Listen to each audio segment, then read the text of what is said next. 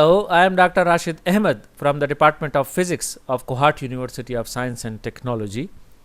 In the subject of particle physics with the course code PHY 452, we are at the lecture number 16 and the topic is weak interaction or the weak force. In the previous lectures, we have developed two quantum mechanical theories, one for the electromagnetic interaction between charged particles, which was called quantum electrodynamics, and the second was for the strong nuclear force between two quarks, which was called quantum chromodynamics. We have developed for both these forces the Feynman diagram and Feynman calculus method. In today's lecture, we are going to develop a similar quantum mechanical theory for weak nuclear force between two particles. So, we start with something called weak charge. As you know that the force acts between two particles which have charge. In electromagnetic interaction, this charge is electromagnetic charge and it is of two types, that is plus and minus. In strong nuclear force, it is a color charge and it is of three types, that is red, blue and green. In the weak force, we have similar kind of stuff which carries the particle, all the particles carry this weak charge, though there is no specific name for the weak charge, but still there is a charge on them. Please note that in electrodynamics, the electromagnetic charge was carried by all sorts of particles, but in chromodynamics the color charge is not carried by lepton. But although this is also a weak nuclear force, but the weak charge is carried by both leptons and quarks. That's make the weak interaction little bit more interesting than the strong nuclear interaction. So, all leptons and quarks carry weak charge. This means that all sorts of particles will be interacting with each other via the weak force, and we will have to develop the method of Feynman diagrams for both leptons and quarks, and also the processes where leptons and quarks are both present. And another thing is that there are two kinds of weak forces. In electrodynamics, we know that the mediator of the force was only photon. There was only one photon and it was chargeless. But when we went to the quantum chromodynamics, there was also a one mediator called gluon, but the number was 8. So, one kind of mediator gluon, but there were total 8 gluons. But in the weak force, there are two types of mediators. One is charge 1, that is the weak force is mediated by the W's, which is there is a W plus and W minus. So, they are both charged. One is positively charged, another is negatively charged, and then we also have a neutral interaction which is mediated by a Z naught particle. So, because of these two charged and neutral mediators present in the weak force, we will also have two versions of this weak force. One is called the charged weak force and one is called the neutral weak force. This is mediated by the W's plus and minus, and this is neutral is mediated by the Z. So, along with that, there will be a weak force between leptons and there is a weak force between quarks. Then there is another division, that there will be a charged weak force between leptons and neutral weak force between leptons, and similarly charged weak force between quarks and neutral weak force between quarks. So, now as I said that we have leptonic vertices and we have quark vertices, and then we have both mixed, which we call semi-leptonic vertices. So, we will have a weak force purely between leptons mediated both by the W's and Z, and then we will have the weak force between quarks mediated both by the W's and Z, and then we will have the mixed type of vertices or processes where there will be quarks as well as leptons present. So, we start the developing of Feynman diagrams for the weak force first for the leptons. So in case of leptons, the fundamental charge vertex would be something like this. As you can see, this is the equation that we have some lepton which is going into another lepton or neutrino by interacting or emitting the W minus. So this is the charged process, and this lepton could be, as you know, that can be an electron or can be a neutrino minus charged, and then can be a tau. So these are three generations of leptons, different in masses. So electron is the lighter one, then there is a muon and there is a tau. So all these can participate into the weak nuclear force. So primitive vertex would in this case for leptons in weak nuclear force, which is the charged one, would look like this, that we will have a muon coming in, and then there will be a charged W minus and the neutrino going out. Remember that on this vertex there will always be a charge conserved, the lepton numbers conserved and muon numbers conserved, and also the color is conserved. So we see that, but the flavor will not be conserved. That's why sometimes the weak force is also called the flavor dynamics, because it somehow does not conserve the flavor. We will see in when we come to the quarks version of this weak nuclear force, that the flavor of quark can change on any vertex. So the first interesting process for which we want to develop our weak nuclear force Feynman diagram is the neutrino muon scattering. In this neutrino muon scattering, a muon is interacting with a neutrino and giving these particles as output, but the Feynman diagram for this process would be something like this. And you can see clearly over here that this W minus, which is represented by the dashed line, is mediating this force. Remember that weak force is very weak in nature. It is stronger than gravitational force, but the weakest in quantum mechanical three forces. So this W minus is mediating this force between and this process. So you can see that the primitive vertices are combined to construct this higher order vertex. So muon and neutrino interaction mediated by W minus.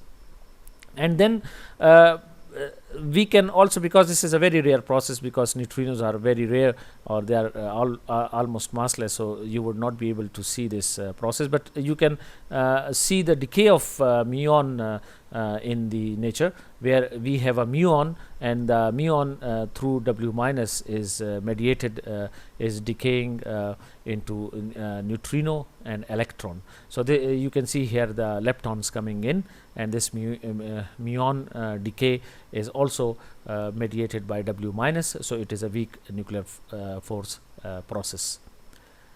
And then for the leptons, the fundamental neutral vertex is also there. We have seen the example where there is a W minus or charged vertex is present, but we can also have when there is a lepton coming in and going out, but interacting via the Z or neutral mediator of the weak force, and this we call the fundamental neutral vertex.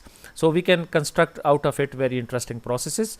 Another thing is that the correction to the Coulombs law, because we know that the leptons carry the weak charge. It means that whenever there is electromagnetic interaction, there must also be accompanied weak interaction. But since weak interaction, as I already said, is very weak as compared to electromagnetic interaction, so this is not easy to detect. But nevertheless, for theoretical reasons, it was observed that in some processes we can have the, along with the this weak nuclear interaction, we can have the electromagnetic interaction, but this electromagnetic interaction is very strong, and this nuclear this weak is very weak nuclear force is very weak. So contribution coming from these vertices are negligible to the Coulombs law. But at CERN in 1973, the correction to this or contribution of weak force to the Coulombs law was observed, and it was established that in all electromagnetic phenomena there are accompanied weak nuclear processes. As I already said that one of the properties of the weak nuclear force is their flavor changing, that at any vertex they do not conserve the flavor. This is very interesting property, because of this property you can see the quark coming in with the charge -1/3, but it goes out with a charge 2/3. So this is a quark of one generation, but this is a quark of another generation, but since charge has to be conserved on this vertex, so you can see there is a W minus. So this property of them of changing quarks, flavor of the quarks, also people sometimes say that weak interaction is a flavor dynamics, as like chromodynamics and electrodynamics. It's a flavor dynamics because it changes the flavor at any vertex. So then we can construct a semi-leptonic processes that you can see that the down quark and up quark are going through the charge weak nuclear force into electron and electron neutrino. So this process is very hard to observe in the nature. The reason is that the confinement of the quarks, because you cannot have a single quark and you cannot construct this in the nature, because the two single quarks cannot come and interact with each other, because quarks are always confined and they come in pair. But if you turn this diagram upside down like this, here you can see that this down and up quark is now actually a pion, because this is a bound state of a pion. And now this pion can be found in the nature, because it is the confined state of two quarks, that is down and up, and it decays via the W minus into neutrino, electron neutrino and electron. So this is observable into the nature, and we know that this is a weak nuclear charged process where the pion is decayed into lepton. So it's a kind of semi-leptonic process observed in the nature, where there are quarks present at the one end and there are leptons present on the other end.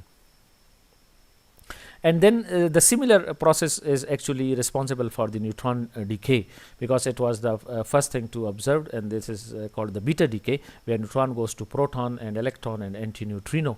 And here another interesting fact you can note, that this is a neutron made of 3 quarks, one up quark and 2 down quarks, and then it decays into a proton, as you can see over here, which is up and down and one up quark.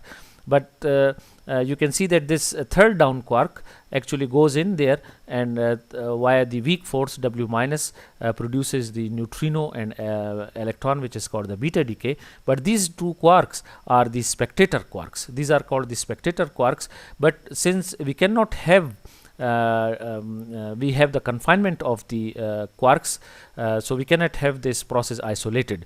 So this process will always happen inside the nucleus, inside the proton nucleus, where there are protons and neutrons, because single quark is not observable. That's why we cannot see that this down quark isolatedly decaying into up quark and producing this electron, neutrino and electron. There must be two spectator quarks, and it shows that quarks are always confined. So this neutron going into the proton and producing this via the weak nuclear force, the electron and electron neutrino. But the similar process can be hydronic as well. For example, here you can see that the delta, another delta particle, up down down, and it goes into proton, and there is it's a hadron which is going into the another hadron, and so similar kind of another particle, but still you see that the end particles are some mesons or quarks. So that's why we call it a hadronic weak interaction, because the end particles are not leptons but actually hadrons. But otherwise it's just a similar kind of interaction involved here. And we have a hydronic strong, this process can also go through strong interaction. In this Feynman diagram you can see that this delta particle is going into the pi minus, but here there is a contribution from strong nuclear force. So similar process also has a contribution, some Feynman diagrams coming from the strong nuclear force. So here you can see the gluon is interacting between down and up quark, and then the two spectator quarks you can see over here because of the confinement of the quarks. Okay, So then we go to the neutral vertex for quarks. We know that there is another mediator for the weak interaction, that is neutral one, that is Z. So two quarks can also interact via the Z as well. We have seen that they interact via the W plus and W minus, that were the charged mediators of the weak force, but they can also interact via the neutral ones, that is a quark coming here and going, but interacting via the neutral. That's why it's called neutral vertex of the quarks. Now from this primitive vertex for the neutral weak force, we can construct other processes observed in the nature. For example, you can see this proton and neutrino interaction, and this proton and neutrino interaction, you can see that this proton, these two spectator quarks, because proton goes into proton, but this one up quark is actually interacting with a neutrino and producing the same thing as you can see over here. But this interaction is sometimes observed, as you know, that when we want to detect neutrinos, we make them to interact with the protons. As I already said, that weak nuclear force is strangeness changing force, that it does not conserve strangeness. It's a very important property of the weak force. We know that strange particles were the particles which were conserved there at the strong force, but decayed through the weak force, and it does not conserve the strangeness. Here you can see that this lambda particle in this Feynman diagram, a lambda particle going to the proton, and this S quark is changing into the up quark, and via the W minus and a pion. So the strangeness of these quarks is not conserved, and it allows for the strangeness changing of these quarks. So that's why we also say that when they decay, that S goes to up, then they decay via these particles, that is lambda going to proton is decaying via when strangeness is not conserved. Okay. This gives to a very interesting property of mixing of quark generations, and this was the idea by Cabibbo that in 1963, that instead of having these generations, that is up and down together, charm and strange together, these are the three generations of the quarks coupled together, that is up only couples to down and C to S and T to B. But in the previous diagram you seen that S coupling to the up. So you see over here that S is coupling to the up, that is the generations, different generations are mixing. And Cabibbo given the idea that actually we now have up and D prime, but D prime will not the D, and it might have the contributions from D, S and B all, and similarly S prime and B prime. So he said that instead of having these type of generations, we can have the skewed generations, where one generation quark can go into the other generation quark, and this mixing of quark generations idea was very interesting. And then Kobayashi and Maskawa actually developed a matrix for it, that is D prime, S prime and B prime, and you can see D as B. But when because of the simple matrix multiplication, when you multiply this matrix with this one, and these are the coefficients which Kobayashi and Maskawa said that should be determined from the theory. And when experimental results were given, as you can see that the values from these mixing parameters, as you can see up, down and up, or TB or all these coefficients, you can see is mixing two different generations, and these are the values for them, how they mix together. But from here we knew that the generations are mixing are skewed, and one generation quark can decay into the another generation quark. And then lastly we come to the weak and electromagnetic couplings of W and Z. As we know that that WW they carry the weak force, so WW also interacting with the Z, and then W is interacting with themselves, and then W interacting with the Z. this type of vertex, and then W is charged, so it couples to photon as well. So because W are plus minus charge particles, so it can also couple to the photon. That's why we say that weak and electromagnetic forces are coupling over here, and then this kind of diagrams and this kind of diagrams are possible.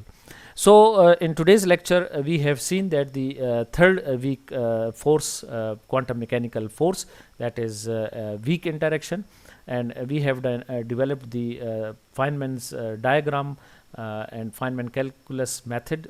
At the moment we are only looking for the Feynman diagrams for the weak interaction, and we have developed all sorts of and all kinds of diagrams for the charge and weak separately, and also for the leptons and quarks separately. So it's kind of mimicking the strong interaction and electromagnetic interaction along with some complications, especially this generation mixing and strangeness changing, but otherwise it's the like building upon the strong interaction and electromagnetic interaction.